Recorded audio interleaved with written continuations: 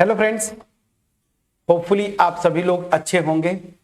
तो differential equations of first order but not first degree में अभी जो कर रहे हैं हम लोग सॉल्वेबल फॉर वाई वाला केस। सॉल्वेबल फॉर वाई वाले केस में हमने एक एग्जांपल किया, थ्योरी पोर्शन डिटेल में कैसे सॉल्व करते हैं। अब देखिए, जो मैं बोल रहा था कि अल्टीमेट यहां से और एक्चुअल इक्वेशन ये जो आया, इससे p को एलिमिनेट करके हमारा जनरल सॉल्यूशन आता है। दूसरी चीज यहां पे जो इंपॉर्टेंट था कि जब यहां से फर्दर जो सॉल्यूशन की तरफ जाएंगे तो x और p में जो डिफरेंशियल इक्वेशन आए ना, उसको सॉल्व करिए। इस वाले पोर्शन को आप इग्नोर करिए क्योंकि यहां से सिंगुलर सॉल्यूशन आता है। ये भी एक पॉइंट इंपॉर्टेंट है। मैं इस वीडियो में भी इसको इसलिए बता रहा हूं कि कुछ लोग डायरेक्ट इस वीडियो पे आए होंगे, पिछली वीडियो स्किप कर दिए होंगे, तो पिछली वीडियो इंपॉर्टेंट था, उसको आप पूरा डिटेल देख के आए। अब मैं आता हूं मेन मुद्दे पे। मैंने बोला था ना कि समटाइम्स क्या होता है कि इससे और इससे इस p को एलिमिनेट करना पॉसिबल नहीं होता। तो हम क्या करते हैं कि दो सॉल्यूशंस, मतलब दो इक्वेशंस को लेके हम बोलते हैं कि कंबाइन ये दो इक्वेशंस जो है जनरल सॉल्यूशन प्रोवाइड करेंगे। तो वो वाला केस पे मैं आता हूं।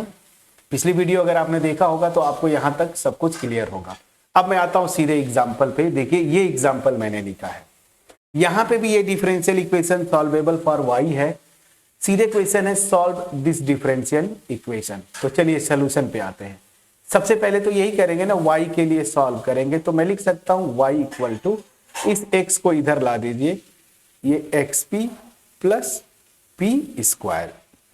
यहां से x अगर कॉमन लेंगे तो क्या आएगा, 1 plus P square Y equal to. ठीक है, इसको मैं लिखूंगा मेन इक्वेशन 1। अब जो प्रोसेस था हमारा वो यही था ना कि इसको हम x के रिस्पेक्ट में डिफरेंशिएट करेंगे। सो ऑन डिफरेंशिएटिंग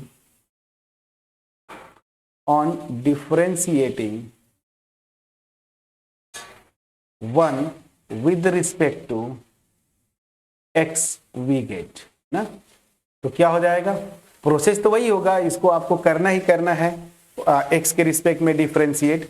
तो इसको जब करेंगे क्या आएगा, dy बाई डी एक्स। इसको मैंने लिख दिया p। याद करिए यहां पे सिंबल हम यूज करेंगे p को, मतलब small p dy by D x and this will become.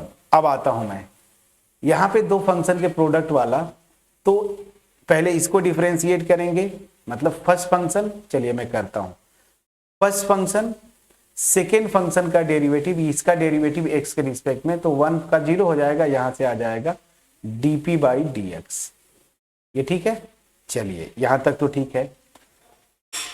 ठीक है, प्लस अब सेकेंड फंक्शन, फर्स्ट फंक्शन का डेरिवेटिव निकालेंगे तो x का x के रिस्पेक्ट में 1 हो जाएगा, प्लस इसको करेंगे तो 2p dp by D x.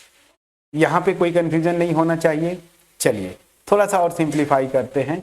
So this will imply p equal to, यहां से तो मेरा x dp by D X हो गया, प्लस यहां से 1 प्लस p हो गया, और plus 2p dp by D x.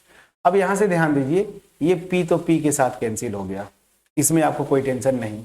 ठीक है, अब मैं करूंगा क्या, तो मेरा जो डिफरेंशियल इक्वेशन बनेगा वो क्या होगा। चलिए, इधर तो ये 0 हो गया ना, मतलब इसको मैं इधर ले जाऊंगा तो ये 0 बचेगा, इतना पोर्शन। इसको मैं लेफ्ट हैंड साइड में लिखता हूं, तो 1 है plus x dp by D X plus 2p dp by D X, this is equal to 0। ठीक है ना। अब ध्यान दीजिए, यहां से इस डिफरेंशियल इक्वेशन की अगर मैं बात बोलूं तो dp बाई डी एक्स, देखिए यहां से कॉमन है, तो this will imply 1 plus dp by D X common ले लीजिए, ब्रैकेट में आएगा x plus 2p, please check करिएगा, दिस इज इक्वल टू 0। अब यहां से अगर आप चाहेंगे ना तो वेरिएबल सेपरेट नहीं हो पाएंगे फ्रेंड्स, ये चीज ध्यान रखिएगा। अच्छा मैं एक स्टेप और कर देता हूं, तो dp by D X x plus 2p, this is equal to -1। अब यहां से देखिए वेरिएबल सेपरेट हो पाएंगे क्या, नहीं हो पाएंगे। तो ये लीनियर केस में हमको लग रहा है कि लीनियर बनेगा, लेकिन लीनियर का जो था एक्चुअल में लिख रहा हूं क्या था, dy by D X plus function of X Y this is equal to Q X. ये था linear in Y. Linear in X क्या था, dx by D Y plus function of Y X, और यहाँ पे भी फंक्शन ऑफ वाई, ये Y है, ठीक है ना, ये वाई है, यही था ना। तो यहाँ पे अगर आप देखेंगे तो इस फॉर्म में तो लीनियर नहीं बन रहा है, तो अगर मैं dx बाई डी पी लिखूं तो शायद बन जाए। तो मैं इसको इधर छोड़ता हूं x प्लस टू पी, और इधर इसको ले जाता हूं तो minus D x by D P हो गया। प्लीज चेक करिएगा। अब ये लीनियर इन x बनेगा, इस टाइप का दिख रहा है मुझे, देखिए कैसे। तो इधर मैं dx बाई डी पी लिखा, चलिए माइनस से इधर डिवाइड किया तो minus x minus two p, ठीक है ना।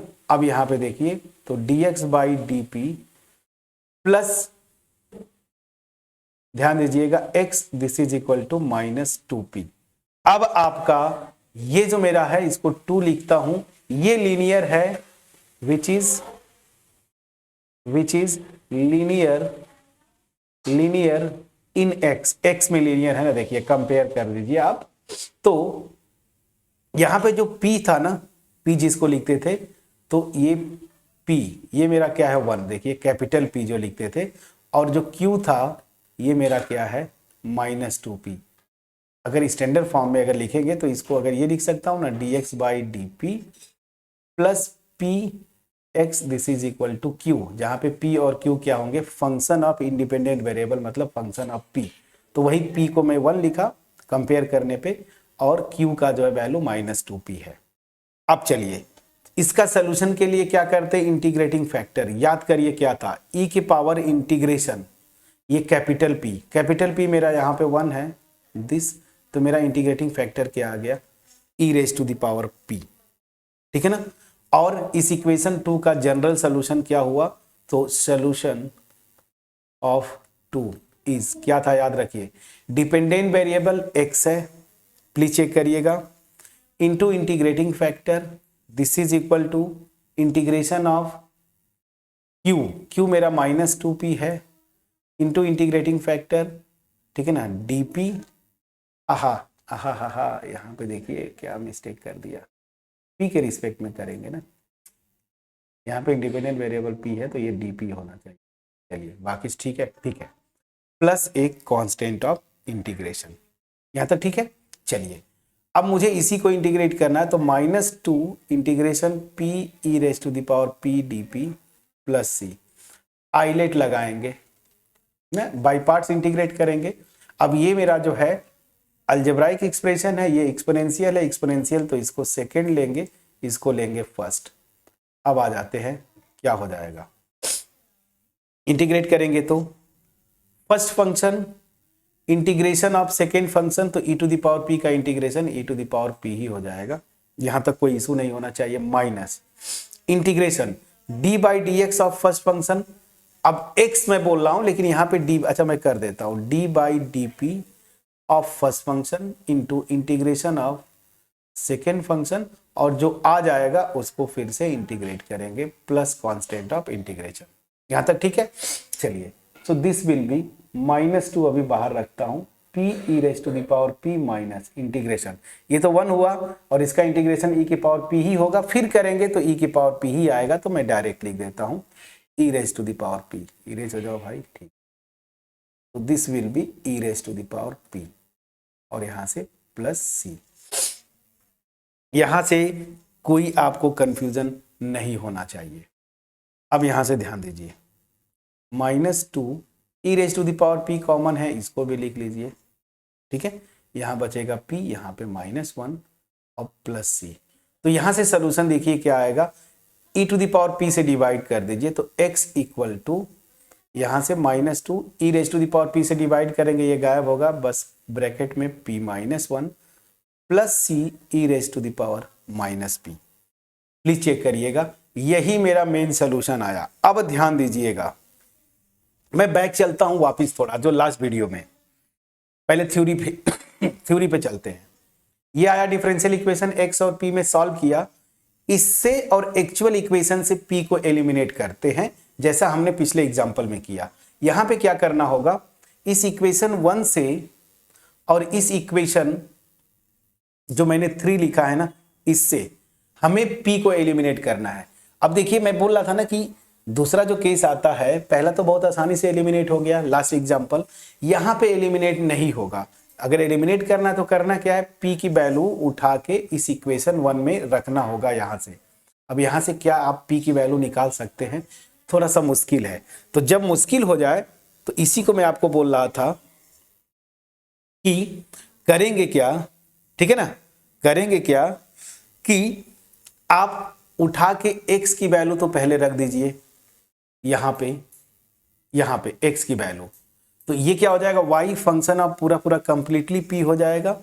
और यहां से देखिए ये x जो है फंक्शन ऑफ p कंप्लीटली है, तो इन दोनों से कंबाइन जो है मेरा, ये दोनों जो रिजल्टिंग इक्वेशन आएंगे ना, वो मेरा सोल्यूशन देगा। तो जब एलिमिनेशन पॉसिबल ना हो तो क्या करिएगा, फिर से मैं बोल रहा हूं, यहां से x की वैल्यू उठा के आप पहले इक्वेशन 1 में रखिएगा।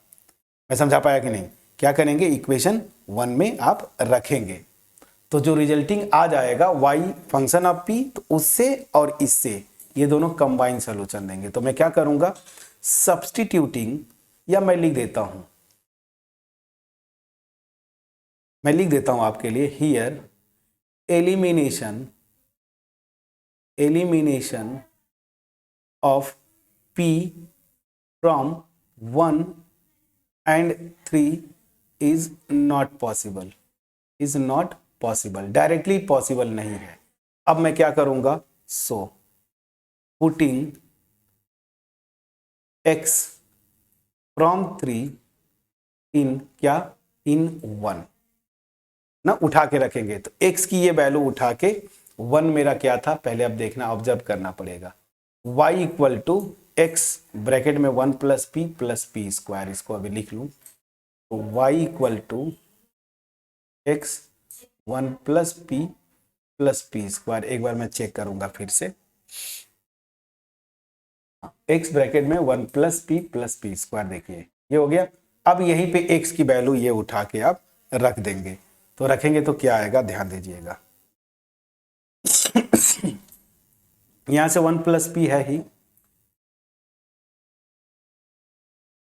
चलिए, तो यहां से मैंने अब x की वैल्यू उठा के ये रखूंगा, तो क्या है, -2 ब्रैकेट में p minus 1 plus c e के पावर माइनस p दिस और plus p square. Please check करिएगा, थोड़ा सा सिंप्लीफाई तो करना पड़ेगा, सिंप्लीफाई करिए।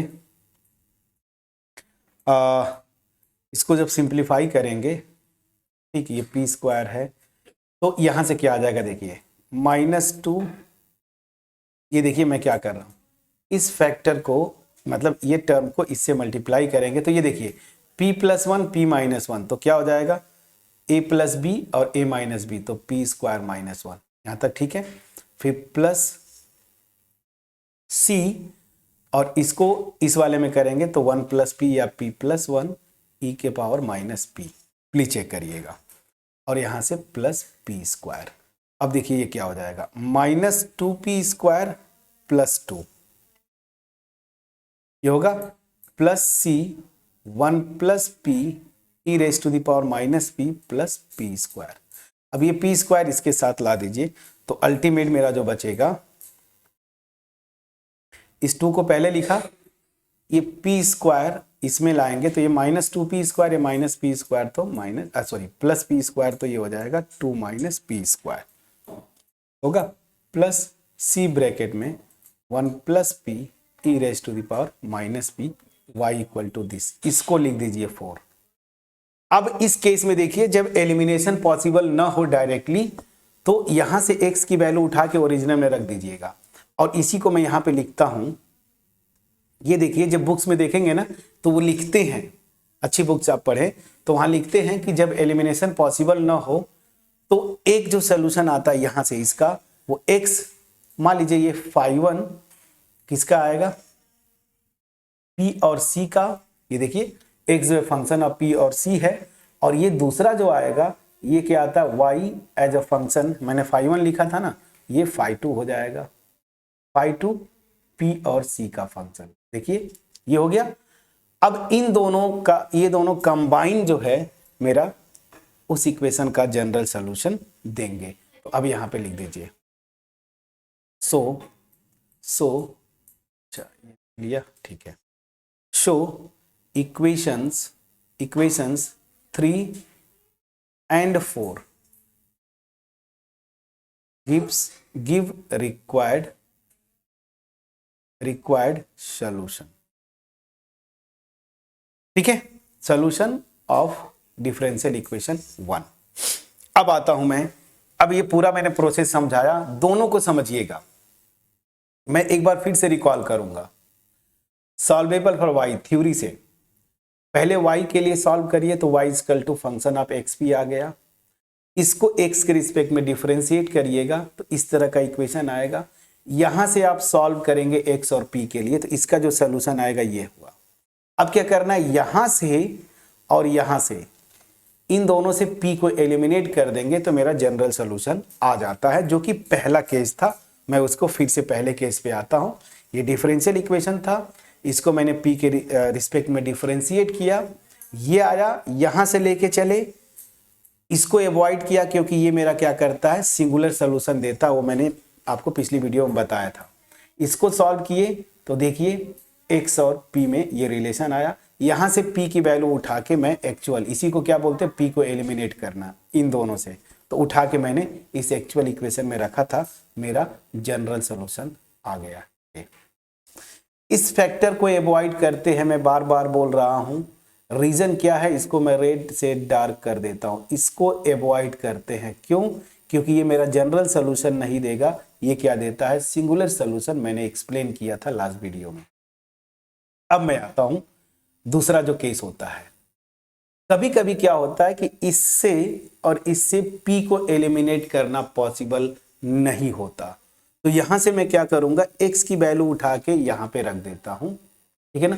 तो यहां से मेरा जो सॉल्यूशन आएगा वो इस टाइप का आता है, y जो है फंक्शन ऑफ p और c, ठीक है ना। और यहां से जब सॉल्व किए हैं तो इसको लिख लीजिए, x जो है फंक्शन ऑफ p और c, और ये दोनों कंबाइन जो है इक्वेशंस इस मेरा ओरिजिनल इक्वेशन का जनरल सॉल्यूशन देते हैं। ये कब होगा, जब इससे p को एलिमिनेट करना पॉसिबल न हो डायरेक्टली। ठीक, तो पहला केस में डायरेक्टली था जो मैंने अभी बताया, जो एग्जांपल पिछली वीडियो में किया था। इरेज हो जाओ, थोड़ा सा सिस्टम स्लो हो जाता है फ्रेंड्स, कोई बात नहीं। अब देखिए जरा यहाँ पे देखिए दूसरा एग्जांपल, मतलब जो इस वीडियो में एग्जांपल हमने किया, प्रोसेस वही था। y के लिए सॉल्व किया, x के रिस्पेक्ट में डिफरेंशिएट किया, यहां से डिफरेंशियल इक्वेशन आया, इसको मैंने सॉल्व किया, सॉल्यूशन मेरा ये आया। लेकिन यहां से और जो मेरा एक्चुअल इक्वेशन है, ये डायरेक्ट जो है p का एलिमिनेशन पॉसिबल नहीं है। तो मैं क्या करूंगा, इसको मैंने लिख लिया, देखिए ये phi1 p ऑफ c, ये x की वैल्यू उठा के पहले यहां पे रख दीजिए, ठीक है ना। तो x की वैल्यू उठा के रखेंगे तो यहां से वो y जो है फंक्शन ऑफ p और c में आ गया ये। तो यहां से ये 4 और यहां से ये 3, ये क्या करेंगे, दोनों कंबाइंड मिलके मेरा एक्चुअल जो इक्वेशन था उसका जनरल सॉल्यूशन प्रोवाइड करते हैं। समझ में आया। सो इतना पोर्शन था सॉल्वेबल फॉर y में। मैंने डिटेल में अपना बेस्ट एक्सप्लेनेशन दे सकता था, जो वो आपके पास डिलीवर करने की कोशिश किया इन 2 एग्जांपल्स के थ्रू। ये बहुत इंपॉर्टेंट केस है, इससे बार बार क्वेश्चंस बनते हैं आपके होम एग्जाम्स का। मैंने जितने क्वेश्चंस एग्जांपल्स करवाए, ये कहीं ना कहीं दोनों एग्जांपल्स किसी न किसी यूनिवर्सिटी में आए हुए हैं, ठीक है। अब जो तीसरा केस है सॉल्वेबल फॉर x ना, इसको नेक्स्ट वीडियो में करेंगे। मैं बिल्कुल ऊपर आता हूं, जो एकदम स्टार्ट में हमने किया था कि ये जो डिफरेंशियल इक्वेशन होगा first order but not first degree, इसको 3 पार्ट में डिवाइड करते हैं। सॉल्वेबल फॉर p, ये डन हो गया। सॉल्वेबल फॉर y, ये डन हो गया। अब लास्ट बचा है सॉल्वेबल फॉर x, ये अभी तक नहीं हुआ है, इसको नेक्स्ट वीडियो में करेंगे।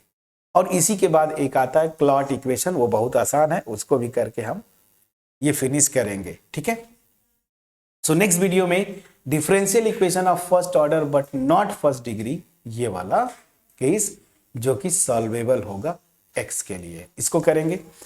होपफुली इस वीडियो का जो मेरा एफर्ट था, एग्जाम्पल 2 जो मैंने किया वो आपके पास पहुंच पाया होगा। ये वाला डिटेल में मैंने जाके करने की कोशिश की। अगर पहुंच पाया है, वीडियो को लाइक करिएगा, फ्रेंड्स के साथ जरूर शेयर करिए, कमेंट सेक्शन में अप्रिशिएट करना मत भूलिएगा। Even though if you have doubt, still if you have doubt, please drop a comment so that let me know still where is the problem. Okay, मेरा जो मोटिव है बिल्कुल आपके साथ क्रिस्टल क्लियर वे में मैं बार बार आपसे बोलता हूं कि अगर थोड़ा बहुत मैथ्स आता है, 18-19 ईयर्स का जो मेरा एक्सपीरियंस है higher maths as well as JEE field में मेरा जो रहा है, तो मैं आपके साथ ये डिलीवर करना चाहता हूं। तो अप टू जेई लेवल मेरा रिव्या क्लासेस चैनल है, और ये हायर मैथ्स का ये मेरा सबसे पुराना चैनल है, रिव्या क्लासेस हायर मैथ्स। तो मैं दोनों चैनल्स के थ्रू क्वालिटी कंटेंट डिलीवर करने की कोशिश करता हूं, आगे भी आएगा। यहाँ पे तो जैम नेट के भी क्वेश्चंस किए, ठीक है, बट मेरी पूरी कोशिश होगी कि मैं सेपरेट एक चैनल के थ्रू जहाँ पे नेट गेट जैम, पहले मैं ये होम जो एग्जाम्स है उसका बेसिक जो आपको मैं पढ़ा दूं ताकि यहाँ से बेसिक क्लियर हो जाए, तो फिर जब नेट गेट जैम के लिए सेपरेट जो मेरा चैनल बना के वहाँ पे केवल नेट गेट जैम की बातें करेंगे। थोड़ा समय लगेगा, मैं अभी प्रॉमिस नहीं करता कि तुरंत स्टार्ट करूंगा, क्योंकि यहाँ पे अभी स्टिल बहुत कुछ बचा हुआ है। मे भी समय लग जाए 1 ईयर्स, मोर देन 1 ईयर्स भी, तो जरूर लेकिन आऊँगा। इतना मैं प्रॉमिस करता हूँ कि सब कुछ ठीक रहा, मैं स्वस्थ रहा, सब कुछ ठीक रहा, तो जरूर आएगा रिव्या क्लासेस के लिए जैम नेट गेट के लिए सेपरेट चैनल, जहाँ पे हम केवल इन एग्जाम्स की बात करेंगे। उसी तरीके से जेई के लिए भी सेपरेट मैं करूंगा। एनीवेज, तो अगर आपको स्टिल अप टू 12 लेवल कोई भी कॉन्सेप्ट मिसिंग है, रिव्या क्लासेस पे आप जाएं, वहां से वीडियोस देखें, ठीक है, क्वालिटी कंटेंट आपको मिलेगा। सो नेक्स्ट वीडियो में हम स्टार्ट करेंगे differential equations solvable for what x. तब तक अपना ख्याल रखें, पढ़ाई करते रहें। Thank you so much for watching my videos friends.